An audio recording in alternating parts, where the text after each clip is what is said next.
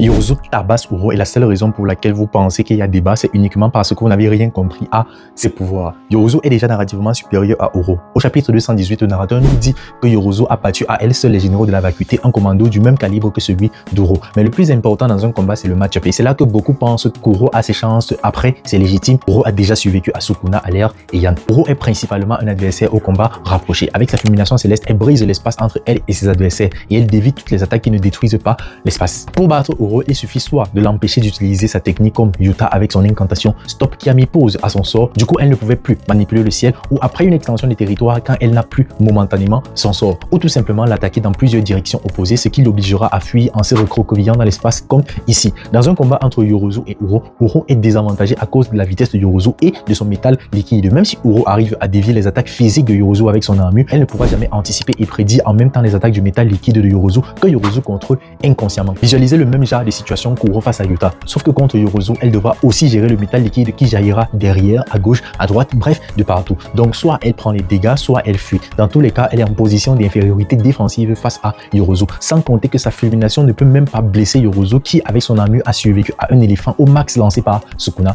Abonnez-vous.